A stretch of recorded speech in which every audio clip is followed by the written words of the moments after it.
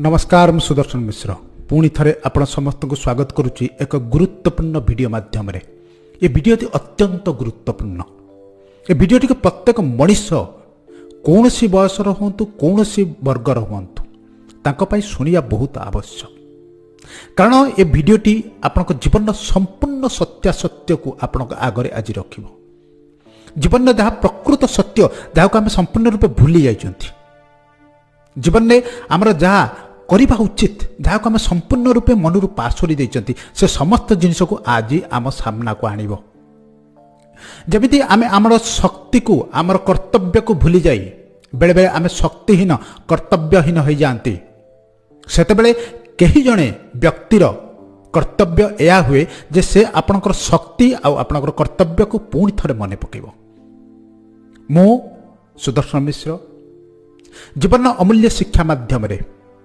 जीवन गुरुत्वपूर्ण शिक्षा माध्यम आपणकर शक्ति आपणकर कर्तव्य आपणकर जीवन उद्देश्य को पुणी थे मन पकाउछि मु सब बेले कहि आध्यात्म आउ प्रकृत आध्यात्म आ मध्य आकाश पाताल फरक थाए प्रकृत आध्यात्म बहुत गुरुत्वपूर्ण जिनिस ताकू ए दुनिया रे बहुत कम लोक जानी थांती अब सब बेले प्रचेष्टित प्रकृत आध्यात्म को ये युव समाज कम बयस जानू से एमिति एक अमूल्य शिक्षा ताकू आपण कौन भी समय जानिले आपण जीवन में संपूर्ण रूपे परिवर्तन आसीबो ता होची प्रकृत आध्यात्म आ जिते कम बयस जानवे सेते आपण पई लाभवान कारण आपण पई सेते समय थिबो आपण जीवन सत्यासत्य को बुझिबा पई आसंतु एक सुंदर कहानी माध्यम रे जीवन अमूल्य शिक्षा को संपूर्ण रूपे बुझिबा ए वीडियोटी को ए कहानी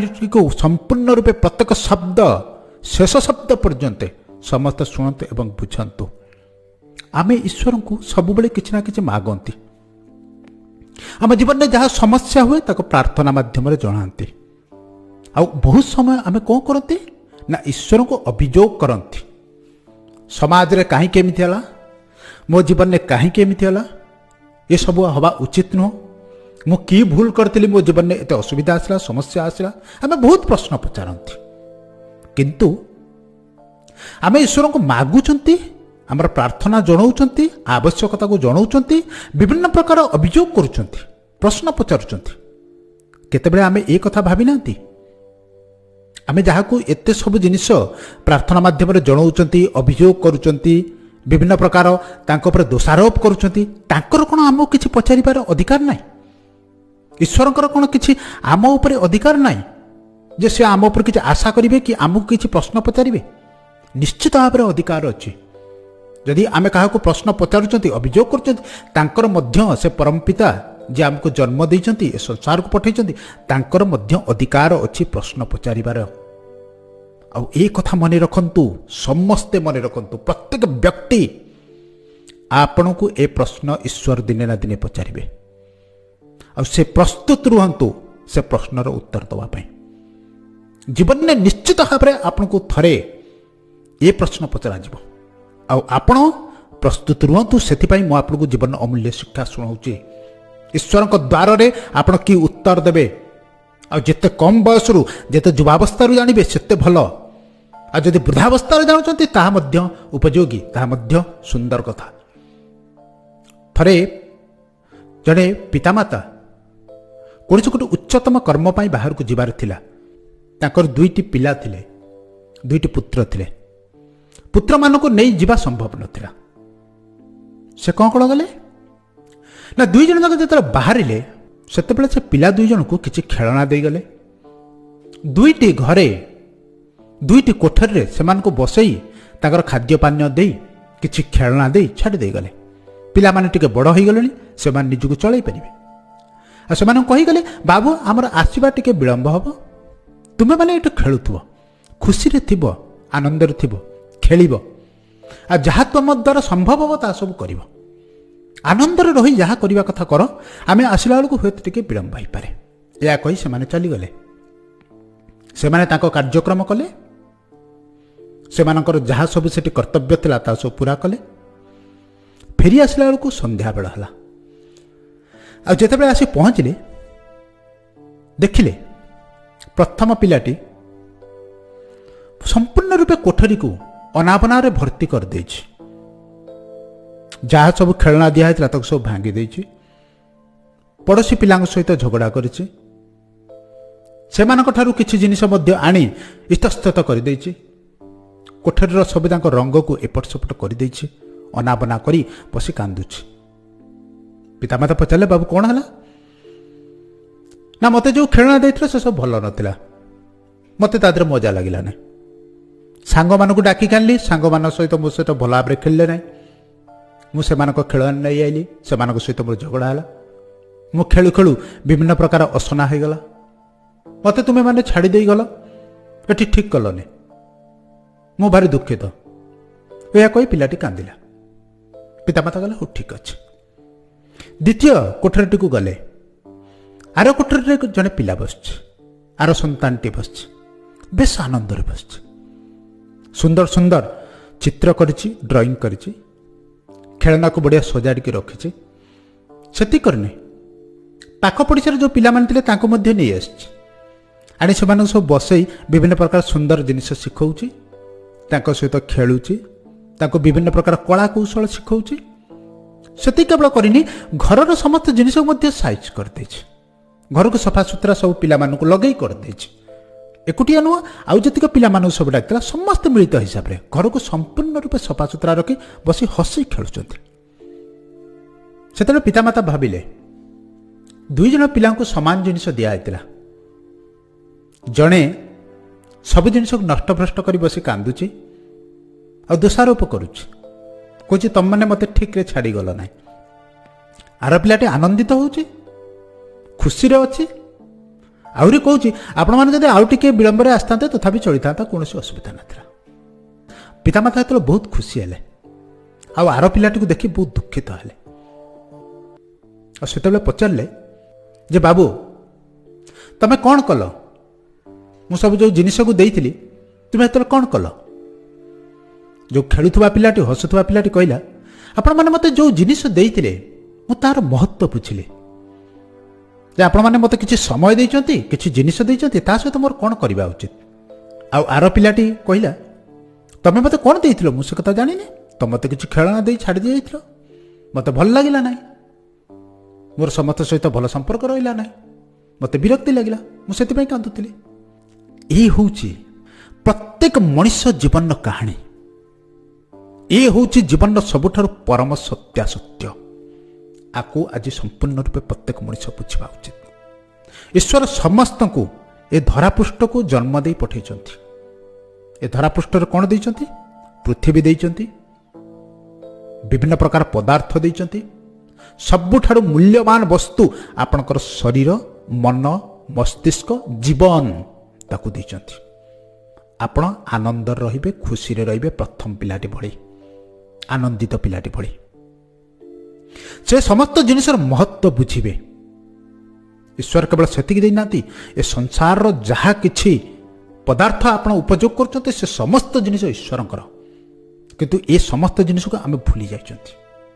आमे मु मोर मो पई मो द्वारा ए चारोटी शब्द मध्य संपूर्ण रूपे व्यस्त अछंती घांटी होचंती। ये मोर आकु मु करिछि ये मते मिलिबा दरकार। जदि मु न करि थांती हेइ न थांता। ये अहंकार रे मु ए शब्द मध्य संपूर्ण रूपे जंजालमय होई रहिचंती आ दुखित होई रहिचंती। जेमिति प्रथम पिलाटी रहितिला दुखित पिलाटी रहितिला।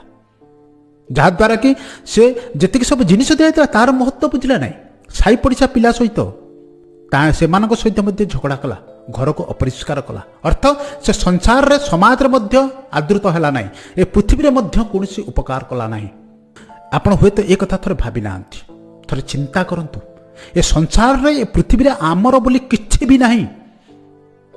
ए मन ए मस्तिष्क ए शरीर ए प्राण सब ईश्वरंकर। आमर आदर कौनसी अधिकार नाही। आमर आदर कौनसी सत्ता नाही। आमे जो पृथ्वी पृष्ठ रहिचंती जो घर खंडी को आमर बोली कहउचंती से घर जो इटा बाली सीमेंट रे तैयारी होईची से समस्त जिनिस पृथ्वीर। जो खाद्य खाउचंती से मध्य आमर न से पृथ्वीर। ଯଦି ପୃଥିବୀ ନଥାନ୍ତା, ମାଟି ନଥାନ୍ତା, ଶସ୍ୟ ନଥାନ୍ତା, ଆମେ ଖାଦ୍ୟ ପାଆନ୍ତେ ନାହିଁ। ଆମେ ଯେଉଁ ନିଶ୍ୱାସ ପ୍ରଶ୍ୱାସ ନେଉଛନ୍ତି ସେ ପବନ ହେଉଛି ଈଶ୍ୱରଙ୍କର। ଯେଉଁ ଅଗ୍ନି, ଯେଉଁ ସୂର୍ଯ୍ୟାଲୋକ ଉପଯୋଗ କରୁଛନ୍ତି ସେ ହେଉଛି ଈଶ୍ୱରଙ୍କର।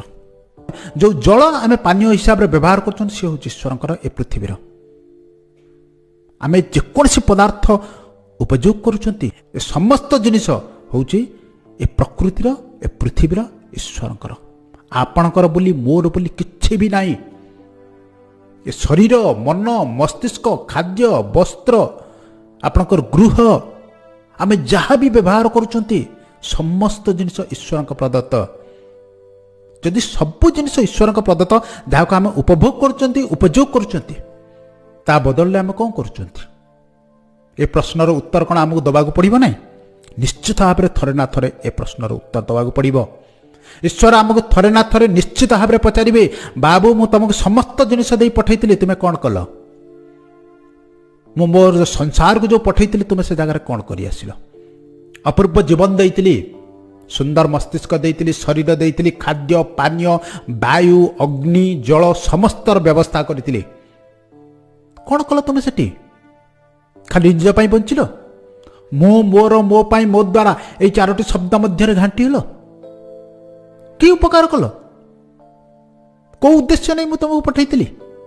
ଉଦ୍ଦେଶ୍ୟ ସମ୍ପୂର୍ଣ୍ଣ ରୂପେ ସଫା, ଯେମିତି ସେ ସୁନ୍ଦର ଖୁସିରେ ରହୁଥିବା ପିଲାଟି ଭଳି। ଉଦ୍ଦେଶ୍ୟ ହେଉଛି ଯେଉଁ ସବୁ ପଦାର୍ଥ ଦେଇଛନ୍ତି ଈଶ୍ୱର, ଯେଉଁ ସବୁ ଖେଳଣା ଦେଇଛନ୍ତି, ଯେଉଁ ସବୁ ପଦାର୍ଥ ଦେଇଛନ୍ତି, ତା ସହିତ ଖୁସିରେ ରହିବା। ପାଖ ପଡ଼ୋଶୀ ପିଲାଙ୍କୁ ଡାକି ଯେମିତି ପିଲାଟି ଖେଳଉଥିଲା, ବିଭିନ୍ନ ପ୍ରକାର କୌଶଳ ଶିଖଉଥିଲା, ଚିତ୍ରକଳା ଶିଖଉଥିଲା, ସମାଜର ଲୋକଙ୍କୁ ସେମିତି ସୁନ୍ଦର ଦିଗଦର୍ଶନ ଦେବା। ଯିଏ ଯେଉଁ ଜାଗାରେ ପଥଭ୍ରଷ୍ଟ ହୋଇଯାଇଛି ତାକୁ ମାର୍ଗଦର୍ଶନ ଦେବା, ତାଙ୍କ ଜୀବନର ସତ୍ୟାସତ୍ୟକୁ ଜଣାଇବା। କେବଳ ସେତିକି ନୁହଁ, ସେ ପିଲାଟି ଘରକୁ ସମ୍ପୂର୍ଣ୍ଣ ରୂପେ ସଫା ରଖିଥିଲା। ଏ ପୃଥିବୀ ପୃଷ୍ଠକୁ ସଫା କରିବା ହେଉଛି ଆମର ସବୁଠାରୁ ବଡ଼ କର୍ତ୍ତବ୍ୟ। ଆମର ଏଠି 2ଟି କର୍ତ୍ତବ୍ୟ ଅଛି। ପ୍ରଥମ କର୍ତ୍ତବ୍ୟଟି ଏ ଜୀବନ ବଞ୍ଚାଇବା ପାଇଁ, ଦ୍ୱିତୀୟଟି ହେଉଛି ପୃଥିବୀକୁ ବଞ୍ଚାଇବା ପାଇଁ।